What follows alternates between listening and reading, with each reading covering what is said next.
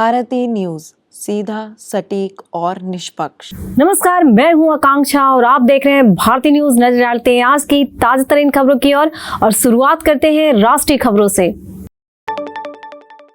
आज कारगिल विजय दिवस है। 26 जुलाई 1999 के दिन ही भारतीय सेना के जवानों ने टाइगर हिल पर तिरंगा फहराकर कारगिल वॉर में पाकिस्तान को हराया था। 84 दिनों तक चले इस युद्ध में भारतीय सेना के 527 जवान शहीद हुए थे, जबकि 1363 घायल हुए थे। वहीं पाकिस्तान के 400 से अधिक सैनिक मारे गए थे।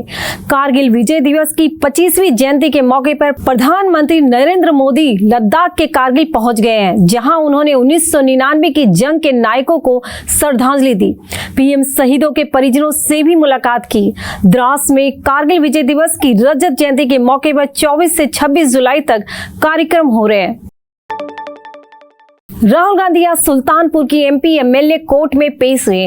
गृह मंत्री अमित शाह की मानहानि मामले में शुक्रवार सुबह 10 बजे उनकी पेशी हुई। 2018 में दर्ज हुए इस मामले में 2 जुलाई को सुनवाई हुई थी।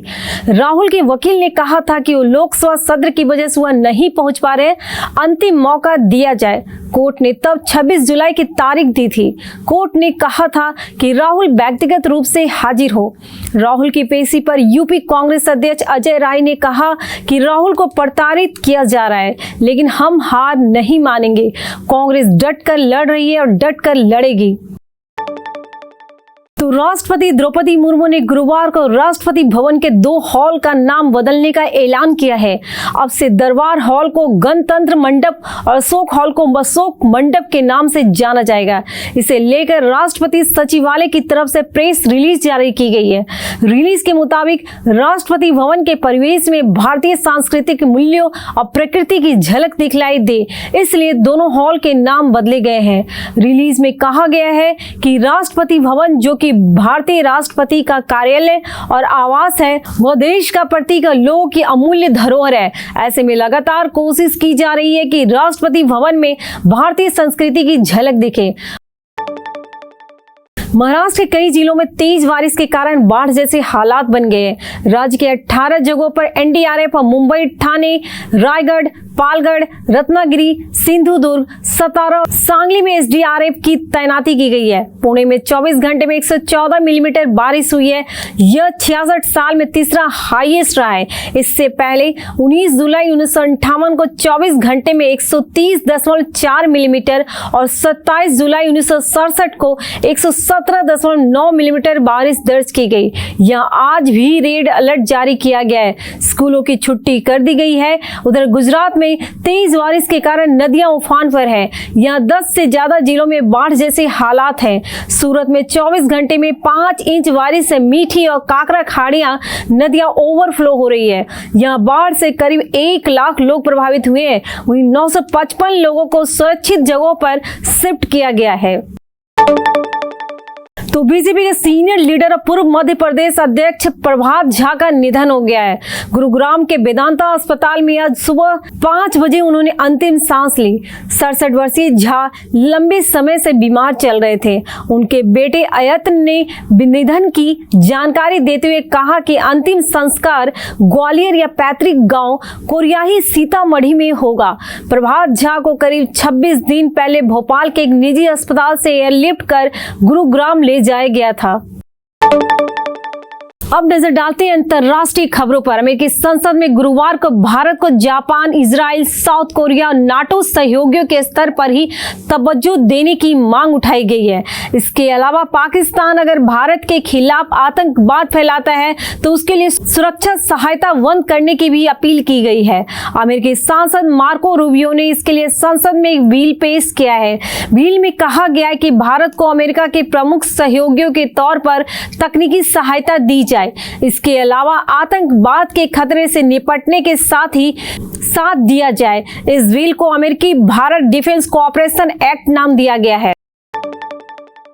इजराइल के प्रधानमंत्री बेंजामिन नेतन्याहू ने अमेरिकी राष्ट्रपति जो बाइडेन और उपराष्ट्रपति कमला हैरिस से अलग अलग मुलाकात की।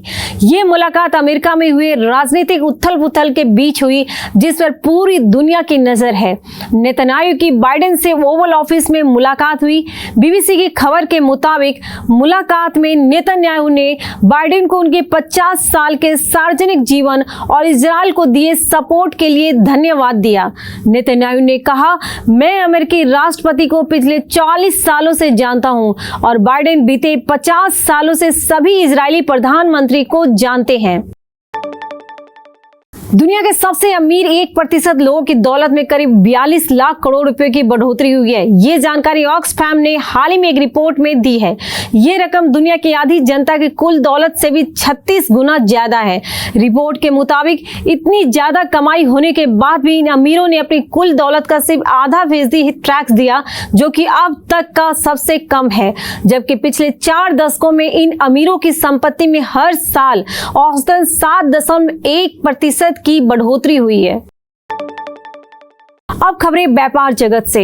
हफ्ते की आखिरी कारोबार आज यानी 26 जुलाई को शेयर बाजार में फ्लैट कारोबार देखने को मिला। सेंसेक्स 100 अंक से ज्यादा की तेजी के साथ 80,170 के स्तर पर कारोबार कर रहा है। वहीं निफ्टी में 50 अंक की तेजी है। ये 24,460 के स्तर पर कारोबार कर रहा है। सेंसेक्स के 30 शेयरों में से 24 में तेजी और 6 में गिरावट देखने को मिल रही है। बैंकिंग और एफएमसीजी छोड़कर एनएससी के सभी सेक्टर में तेजी है। सन स्टार लिमिटेड का शेयर आज नेशनल स्टॉक एक्सचेंज और बॉम्बे स्टॉक एक्सचेंज पर लिस्ट पर हुआ। ये इनिशियल पब्लिक ऑफर यानी आईपीओ बिडिंग के 19 जुलाई से 23 जुलाई तक ओपन था। बजट में सोना चांदी की कस्टम ड्यूटी घटने के बाद 3 दिन में सोना 5,000 रुपए और चांदी 6,400 रुपए सस्ती हो चुकी है। सरकार ने बजट में सोना चांदी पर कस्टम ड्यूटी को 15% से घटाकर 6% कर दिया है। इससे भाव में ये गिरावट आई है। बजट के 3 दिन बाद यानी 26 जुलाई को सोना 974 रुपए गिरकर 68,177 रुपए पर आ गया है। 23 जुलाई को इसमें 3,616 रुपए और 24 जुलाई को 451 रुपए गिरावट आई थी।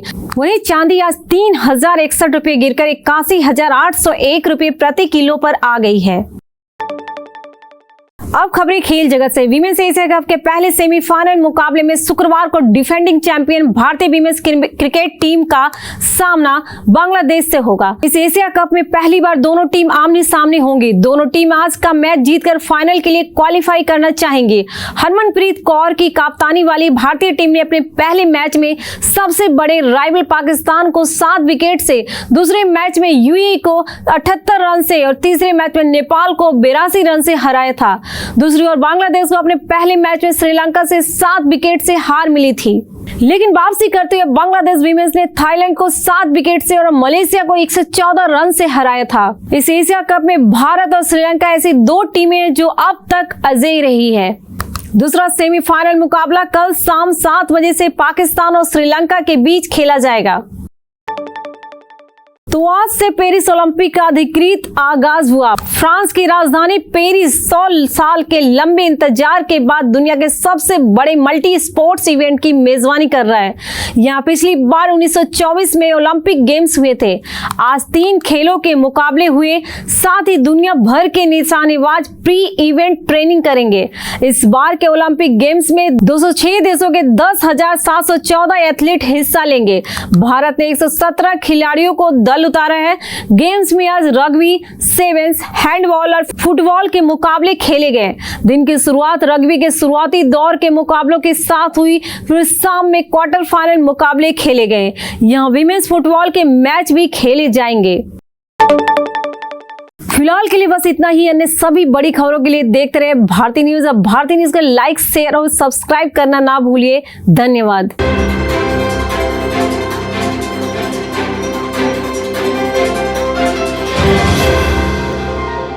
भारतीय न्यूज, सीधा, सटीक और निष्पक्ष।